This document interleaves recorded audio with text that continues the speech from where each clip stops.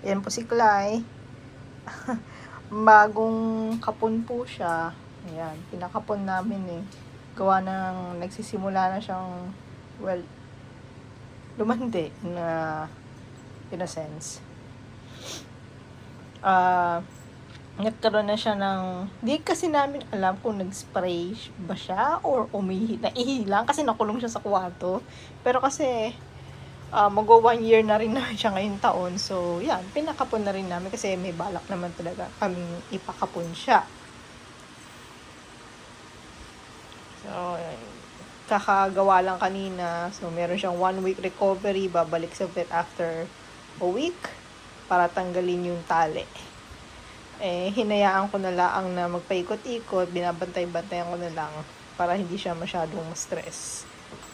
Yung mga aso naman, gentle naman sa kanya. So, alam mo yun, parang normal lang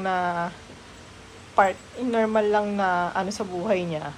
Para lang hindi siya masyadong, ma-stress.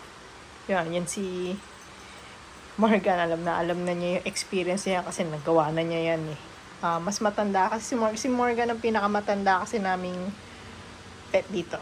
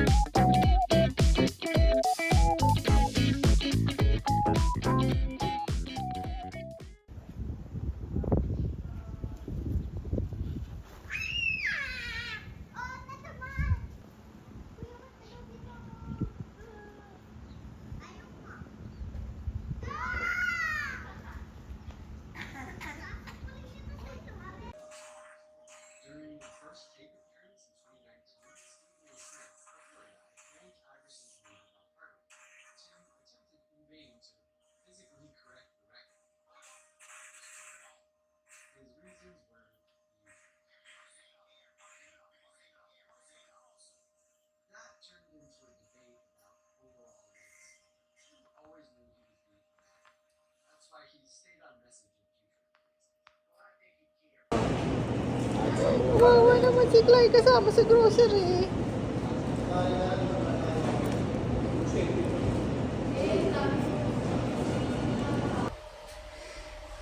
Good morning.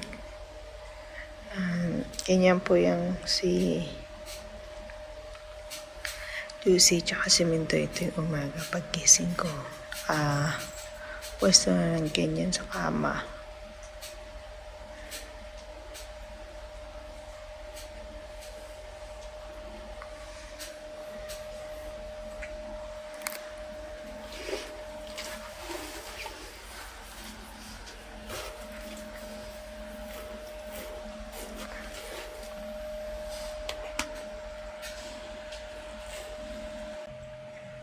Ito na si Clay. Napalaki Clay nung Monday. Natanggal na po yung tahi niya yung tahi dun sa kapon niya. Actually, meron pa siya dapat na 1 more week na dapat suot yung kunya. Kaya lang mukha na kasing okay yung Sabi naman ng vet, pag okay na yung sugat niya, pwede na tanggalin yun. Mukhang okay na naman So, tinanggal ko na. Kasi naiirita na rin siya Parang nai-stress na. Pero nilagyan ako pa rin ng gamot. Just in case. Hindi naman niya masyadong dinidilaan na. Parang na lang pag talagang nag-CR siya, yun, doon na lang siya nagdidila.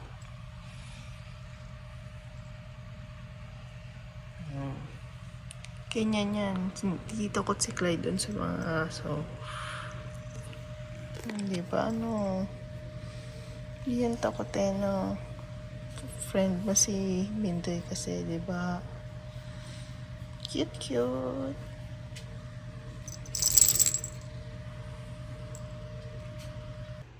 Patay ko si Lucy.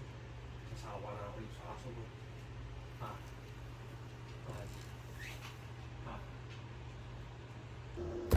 So, itong notebook na to, naggawa ko ng gaming log. Yan, nababasa niyo naman, di ba? Yan, meron pang Death Stranding na picture, sticker na kuha ko dati. So, dinigit ko na yan dyan. Reason kaya ako gumawa ng gaming vlog. One is, ang dami ko kasing ilalaro na games, pero wala na ako halos, parang konting oras lang meron ako na malaro yung mga games, pero marami sila.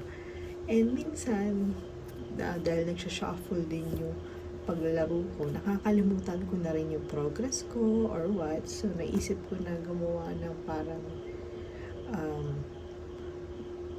logs ng mga halimbawa kung feeling ko medyo mapapatagal ako doon sa isang laro or matagal ko siyang hindi malalaro, may isulat ko yung progress ko, yung mga kailangan kong gawin susunod na pwede ko makalimutan. Or sa kaso ng ibang games, halimbawa pag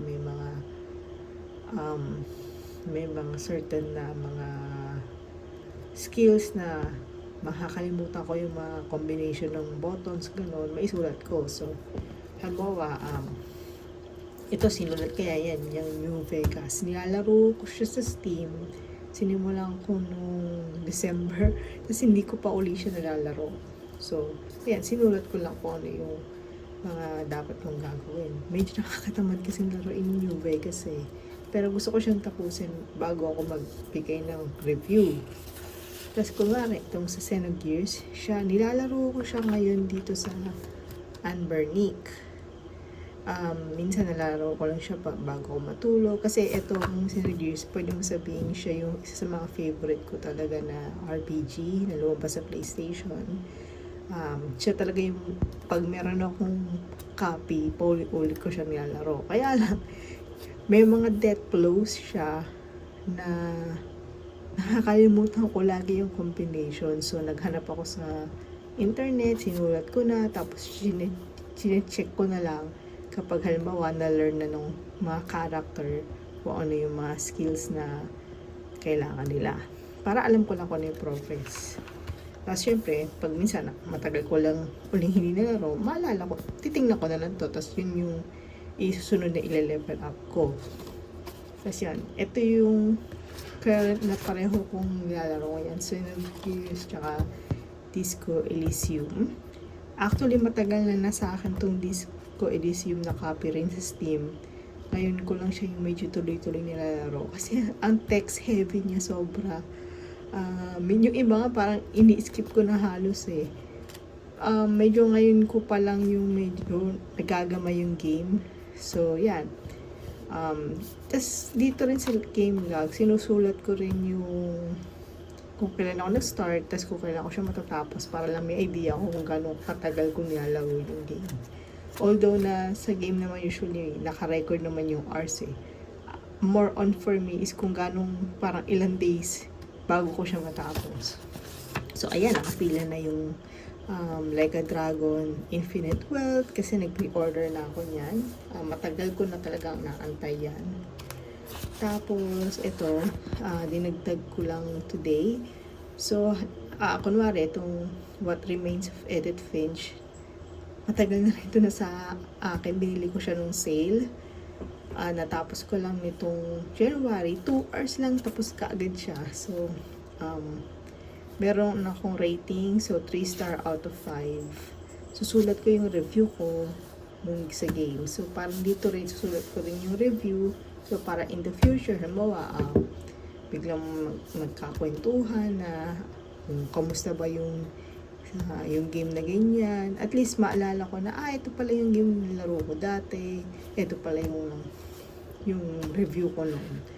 So, hindi naman kasi ako nagre-review talaga ng game sa internet or what. So, might as well, parang in a way journal na rin. Kasi may nakita rin ako sa Instagram na isang account na parang tungkol lahat sa mga gaming, gano'n, yung mga cozy games, ganyan. Meron din siyang parang gaming journal. So, yun, na-inspire lang ako doon. So, you might as well, gawin ko na lang din siya, di ba? At least, hindi ko siya makalimutan. So, yun, share ko lang. Baka kasi magka-idea rin kayo kung mahilig din kayo sa games, kaya casual, cozy, or what. Wala lang. Nakakatuwa lang siya.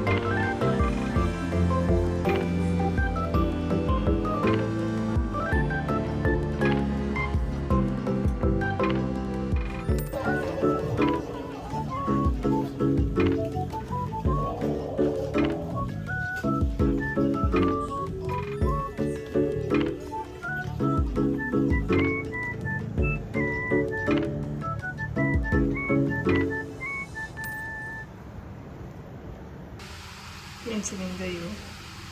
Sarap ng tulog. Sarap ng higa. Parang kanya na yung kama niya na yung sopa. Cute.